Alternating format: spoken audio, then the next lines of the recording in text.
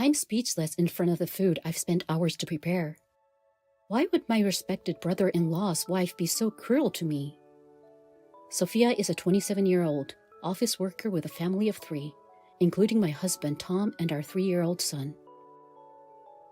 Tom, who is 4 years older, and I started going out as boss and subordinate. We frequently went out for drinks together, getting close, and began dating. We continued our relationship without incident and married a year later. We got a house for our children, who are expected to have in the future, and are now enjoying happy days together. Even though everything looked going swimmingly, there was a problem in our life. That is Jack's wife, and Jack is Tom's brother. Mia is her name, and she is my brother-in-law's wife. Let me first tell you about Tom and Jack. Jack is Tom's 10-year-old older brother. Tom and his siblings lost their father in an accident when they were young. Their mother, who had previously been a housewife, got depressed as a result of the shock. Even when she regained some of her strength and was able to return to work, she could only work part-time because she had previously been a full-time housewife. As a result, Jack, who was a college student at that time, dropped out and went to work to support his family's finances. Jack said, "I want Tom to go to college properly." And he worked hard without complaining. Tom was able to go to college with the assistance of some scholarship and work at his current company because of Jack. Jack was full of happiness when Tom and I went to greet for our marriage my mother-in-law and Jack. Tom also expressed his gratitude to Jack on every occasion. And at the wedding ceremony, he expressed his gratitude to Jack with tears, when he said, "If you weren't my brother, I wouldn't be here today." The room was filled with tears. Jack has never said to Tom with an air of condescension. He was always generous, cheerful, and thoughtful to my husband and me. However, after we got a house and started living near Jack and his family, Mia frequently told me, "You should be thankful to my husband." Jack's job keeps him very busy, and he frequently has to go on long business trips and stay overnight to work overtime. Mia always comes to our house on these occasions. Jack and Mia live about a 5-minute walk away, and she always drops by without an appointment. They always come to our house to eat and bathe their children, then let me to take care of them, before returning to the house, being ready for bed. She is also very selfish, saying things like, "I'm not in the mood for Western food today, so please make it Japanese," or "My child wants a hamburger steak today, so please cook it," and so on.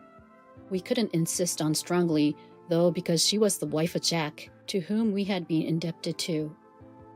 "Tom, don't you remember that thanks to Jack, you were able to go to college and got into a famous company?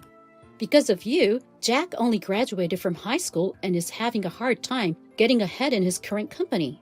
If he had graduated from college, he would have had a better career. That is why you got a new house, but we have used house, so you wouldn't pay for it by doing those for us," Mia said to him when Tom once insisted on her. When she told this, Tom always gets silent and unable to respond. He objected that she might be delegating too much housework to me because she is a housewife and I work full-time. However, he is reluctant to speak about the favor he owes Jack. "Sorry, but it is thanks to my brother that I'm here today, so could you please be patient and work things out with Mia?" Tom asked me. I reluctantly agreed to his request. Her demands increased as a result of our attitude. Her annoying behavior was primarily divided into 2 categories. As I previously stated, she comes to our house to eat or bathe, and she uses me to make herself look good in front of our relatives. Our relatives are coming to our house, and I want to cook dinner for them and entertain them, she said at first. I thought that I was also going to talk with my relatives, but when I finished cooking, she kicked me out saying, "Well, our relatives will be here soon, so you should go home." When I later heard what my relatives and Mia were discussing, they talked that she had done all of the cooking and praised her for being a good cook. This didn't happen just once or twice. Every time Mia invited a relative over, she made me cook for them, sent me home. Of course, I decided dishes and prepared them, and I paid for the ingredients. Mia never even cut the ingredients for me. In addition, I was always responsible for preparing mid-year, year-end gifts and other thank you gifts for Jack's bosses and relatives who had assisted him. They were always mailed in Mia's name. She would frequently give me instruction when the time came. Jack's bosses and relatives praised her as a really attentive wife and an accomplished wife at every family gathering. You should learn from her, Sophia, I was told. I can't tell you how many times I swallowed the words, I am the one preparing. Tom and I told her, it is still fine for us to prepare for this, but you have to pay for it. We also have people to whom we have to send mid-year and year-end gifts, so it costs many times more than it should. I explained to Mia, but she refused to listen. Isn't it cheap compared to what Jack has sacrificed? Jack covered your tuition and living expenses. You are aware of this, correct? How can you claim about money only from a year-end or mid-year gift? She told Tom. She accused me, saying, You know, Jack will be prized when he is said, I'm a good wife because of the details I put into these things. That's the same as Tom repaying Jack's kindness, right? A wife who doesn't help her husband to repay his kindness is the worst. Besides, since I noticed the timing of such gifts precisely, you won't forget them either. Mia is quarrelsome in this way, and she uses Jack's favor for Tom to give us orders. We were in charge of all seasonal letters and New Year's cards, as well as mid-year and year-end gifts. If something bad happened, she'd say, Tom has become a great man because of Jack, as if it were cliché. Furthermore, she says things like, Rather, you should ask us if you want to do it without telling you. I was mortified as I checked the expenses for every month and every event. Then, the decisive event occurred. Mia asked me to prepare a meal for a dinner party for about 20 of our relatives at her house during the summer event. For summer and New Year's, our relatives frequently gather at someone's home, usually at the home of a more senior relative. Mia, on the other hand, said, Please come to our house. Her relatives were overjoyed because they knew she was a great cook and a thoughtful woman. However, she expected me to do all of the preparation. Tom had another commitment on that day, so I couldn't ask him to help. When I asked how she planned to pay for it, he said we'd have to do it ourselves. Preparing food and drinks for 20 people is a significant drain on our family finances. I told her that we should at least split the bill, but she refused that. She said, as usual, Jack has been put through a lot of hardship, so he deserves at least that much. When I told her that, at the very least, discuss it with your brother-in-law, she screamed at me. I will not forgive you if you do that. Jack is currently busy with his work. Are you returning kindness with ingratitude?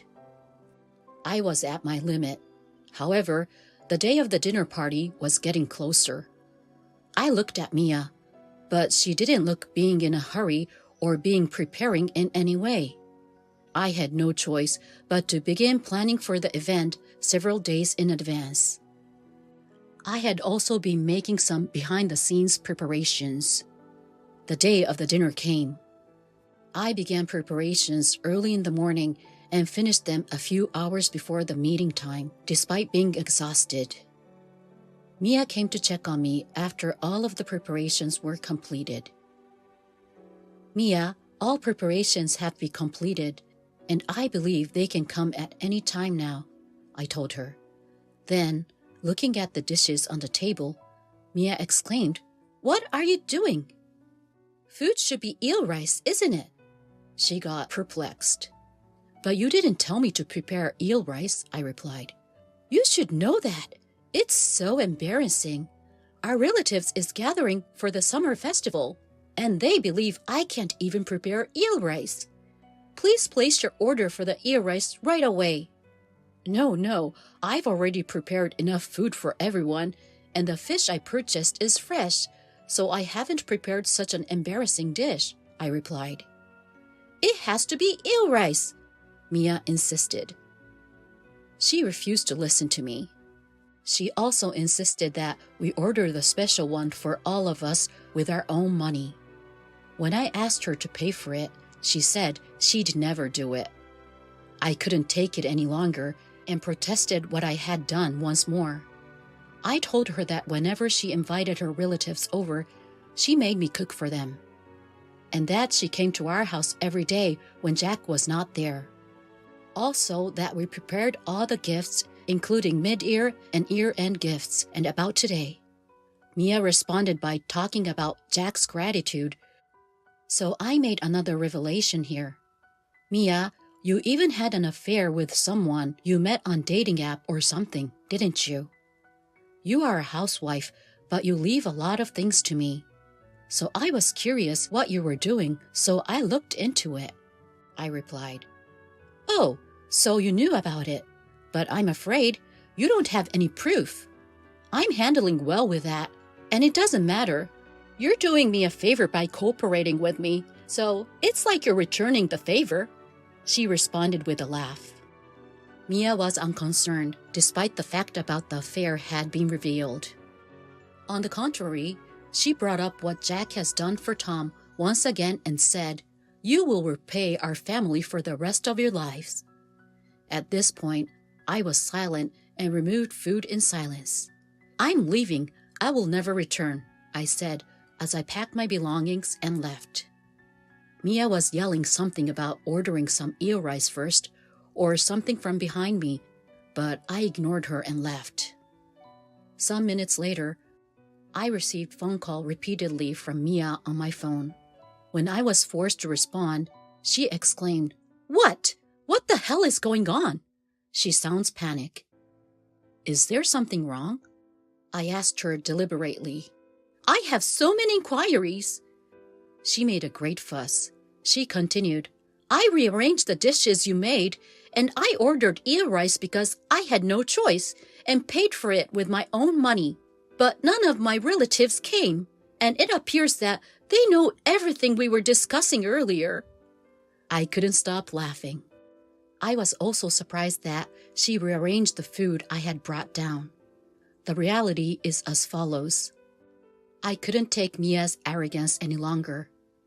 Mia was going to criticize me, but I thought if I talked to Jack honestly, he'd give me good advice. I also assumed that if it were Jack, he would not say something like, "Have you forgotten how much I owe you?" When Jack listened to me, he didn't seem to believe me. Mia always gave good face for her relatives, but she also pretended the perfect wife for Jack. When Jack returned home from work, she made him a hot meal with showing him smile, despite the fact that those food was the one we still wanted to eat the next day. She brought a large amount of food from our house arrogantly. She also told Jack that they frequently invited me to dinner, but she told Jack not to tell him because they didn't want Jack to be bothered, Mia explained to Jack. She never told him that I was involved in any of the gifts, but always told him with a smile, "It is natural for a wife to do such details to save her husband's face." Jack was always even impressed, saying, "I got a wife who is too good for me." As a result, Jack lost his words when he listened to my story. Jack is a good man, so he didn't say I was lying, but he did think, there must be some misunderstanding between us. So I considered how I could show him the proof. "Well, will you allow me to get the evidence?" I requested Jack's permission. First and foremost, I decided to record the usual conversations when Mia visited our house. I recorded the conversations in which she was selfish about food. And she said that we had no right to speak back to her if we considered Jack's kindness to us. I recorded the conversation and asked Jack to listen to them. When he listened to them, he lost his words. She also informed Jack that she and I intended to work together to prepare a dinner party for her relatives. So I got his permission to record that day. From the point where I was preparing the meal for the relatives, and to the point where Mia was ranting about ordering eel rice with my money and admitting the affair, I was connected to Jack and his relatives via video call. I had informed my family ahead that we would connect the video call at this time on this day. This was how Jack and his relatives learned the truth about Mia. After I left, relatives called Mia and said, "I can't believe Sophia had prepared all of the year-end and mid-year gifts until now, taking advantage of Jack's kindness, and even adultery. Shame on my relatives." They were bombarded with allegations. Mia attempted to deal with the situation using her ready tongue, but the evidence caused her to slur. The majority of her relatives told her, "I'm cutting ties with you," and hung up the phone, leaving Mia stunned. Jack, who had said he would be a little late for work that day, came home, told Mia what had happened, and asked her what was going on. He later told me, "I am disappointed," he said. When he told Mia that, "You had caused problems for my dear younger brother and his wife while I was not there, and that you even had an affair?" she burst into tears. She told him that she harassed me because she didn't like the fact that I was young and that his brother and me had a nicer house than she did. She also claimed that she was having an affair because she was lonely due to he was not at home often. She claimed that after hearing Tom read a thank you letter to Jack at the wedding, she devised a plan to make them to feel owe him and force me and Tom to do what she said. I was furious that she continued to harass me for such a reason, but I also felt sorry for Jack. I worked so hard for Tom, not to make him owe me, but because he is my precious little brother. It was not for the sake of saying I did this for you back then. I'm overjoyed that he's now working for a good company and developing into a wonderful person. And I'm sorry Mia thinks my salary isn't very good. But that's not Tom's fault. It's my lack of effort," he explained to Mia. We also discovered that she had left their children at home while seeing her adulterous partner. And Jack intended to divorce and give him alimony in custody. Mia was up in arms, claiming that she did not want a divorce. She agreed to a slight reduction in alimony in exchange for him properly divorcing and giving him custody. The affair was discovered by her partner's spouse, who also sought full alimony. Mia returned to her parents' house and worked several part-time and day jobs in order to pay the double alimony and child support. Mia was looking disheveled when he met Mia a few months later for a visit to see his child. Jack later apologized to us and paid for the ingredients and alcohol on the day of the dinner party. He also promised to pay for the meals Mia had eaten at our house and the gifts she had made us prepare for her. But Tom and I talked about it and told Jack that we were done with that money. I apologized to Jack because while this incident was intended to avenge Mia, it also brought shame him to his family.